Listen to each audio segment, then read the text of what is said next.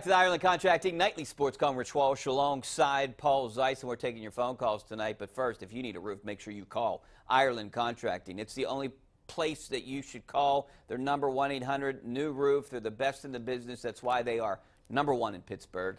They not only do roofs, they do gutters, they do siding, they do windows, they do anything you need. Give them a call, 1-800-NEW-ROOF, Ireland Contracting. Give us a call right now on the Borders and Borders hotline, 412-575-2600 is the number. And bunch of big winners in high school football tonight. We will have all the games on Pittsburgh CW tomorrow, starting at 11 in the morning. The 1A game, then the 3A game, then the 4A game, then the 6A game. Paul, Bob Pompiani's doing play-by-play for all 4 games tomorrow at Heinz Field. That's got to be some kind of a record. I wonder if he's going to have his voice next week. He's the man. I mean, you know, he's a guy that's just a machine when it comes to stuff like that. And I think who's he got? Doran Dickerson doing a couple of games? Mike White. Mike White. And Doran Dickerson and Charlie Batch. Okay, well, there you go. You got to. That's in the color. Right. Selena's going to be on the sidelines and in the stands talking to fans. So if you're there, make sure you seek her out. Also talking to some parents. And I will be in Jacksonville.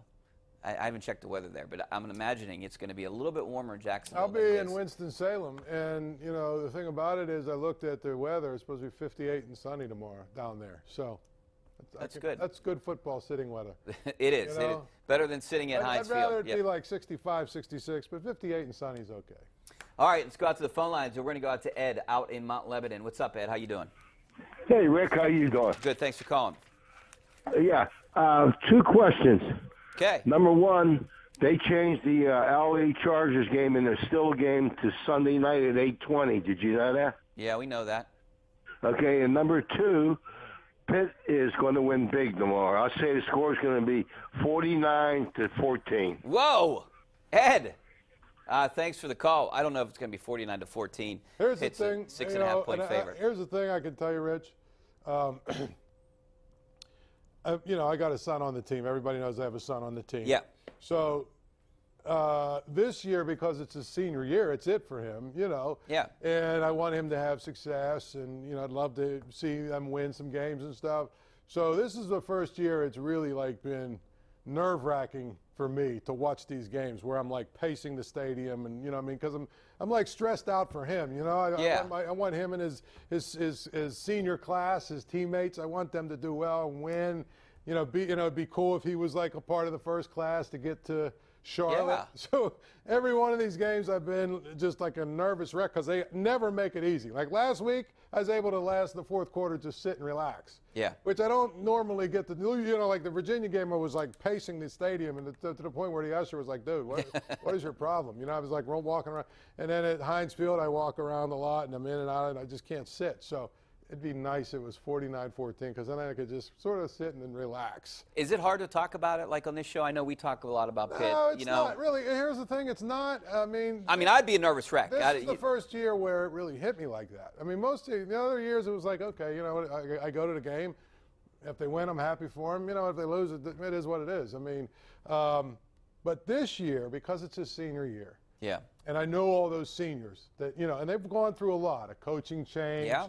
Moving, a lot of them have had to move positions. Some of them were moved aside for like new guys that came in and had to win their job back. Even your son had to move. You know, positions. yeah. I mean, a lot of that stuff went on with this senior class, but all of these guys, a lot of them, you know, the seniors that have been here, you know, when Elijah was going through the recruiting process, we got to know them. They got to know their family. So we've known them for 5 years, but it's like this has been for 5 years or 6 years, really. This has been what we do, as you know what I mean? And it's like, it's coming to an end now. So I want for him, you know, and for, you know, his teammates, I would love for them to be able to go to Charlotte. You know what, even if they get, you know, a skull dragged by Clemson, it is what it is. You know what I mean?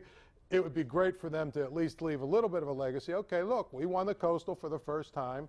Now the teams behind us to have a better record and then go win the ACC. We've proven you can get there. Yeah. Now take it one step further or whatever. So, you know, this is really the first year where it's hit me like that, where every single game I'm just nervous. I'm a nervous wreck for him, and he plays a position where if he makes a mistake, it could be a touchdown. So it's just like, you know, you don't want him to screw up, and you don't want him to play poorly, and you know, so yeah.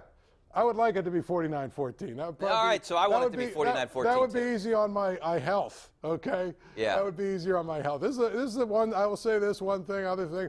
This is the first year where I really have understood what it's like to be a Pitt fan. You know what I mean? Like that misery that Pitt fans have gone through, that, you know, for the last 30 years. I don't know that I can fully appreciate it, but this year I'm actually, like, you know, invested in rooting for them to win because I want, you know. They just, the things that they do, you know, they win game, like the North Carolina game, they lose, then they go to Notre Dame, they have a chance, and then they lose. You know, it looks like what was the game? It looked like they were going to lose. The Duke game, it was like, oh, they're Syracuse game. The Syracuse game, they somehow find a way to win. I mean, it's never a dull moment. I can tell you, it's no secret that I'm a Pitt fan. I went to Pitt. Well, I ran track there, exactly. And you know, I bleed blue and gold, and you know, and it's hard. It's hard being a Pitt fan. I'm on a text thread with guys, and they're just like, "Oh no, here we come again. Here we go again." Well, imagine being a Temple fan. Oh well. But we've been better. Hey, we've been better the last 7 or 8 years. I would like to see Pitt and Temple play more. Yeah. All right, back out to the phone lines. We're going to go out to Rick out in Elizabeth. What's up, Rick? Hey guys, thanks for taking the call. Paul, first off, you know, congratulations to your son because he has had a good year this year. He stepped up big time. And I guess you're going to be catching a red eye out of here after the show to get down there for that noon kickoff.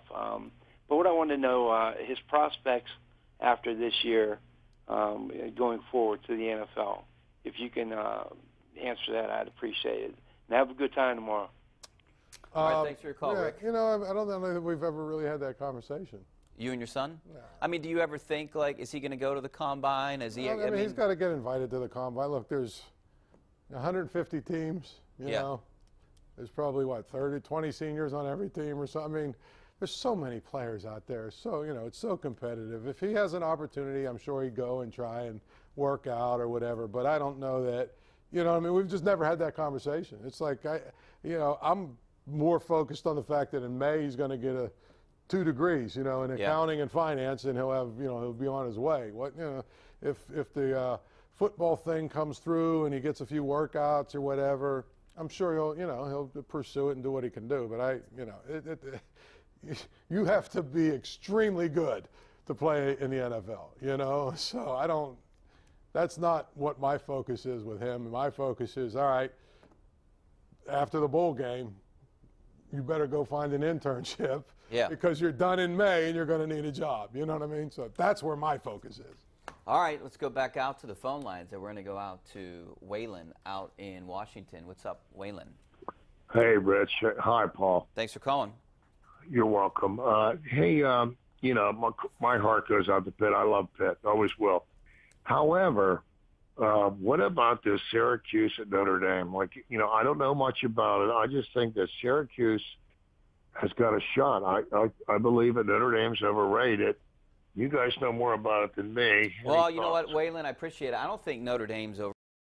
I mean, this team has beaten some good teams this year, including Pitt. I mean, Pitt's better than we thought at that time.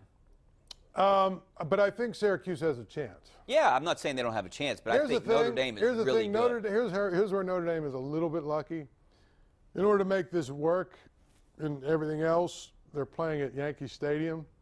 If this game were in the Dome, I think Notre Dame would be in big trouble. Really? Oh, because Syracuse is so much different in the Dome. You know, their speed. It's a team. You know, they're another team that's built on that speed game and speed on both sides of the ball and running and, you know, their RPO and all that stuff. They're so much different in that Dome where it's a really fast track. You know. Now they're going to be outside. I'm assuming the weather's going to be, it's going to be at the very least cold, but you know, isn't there a snowstorm up in New York City?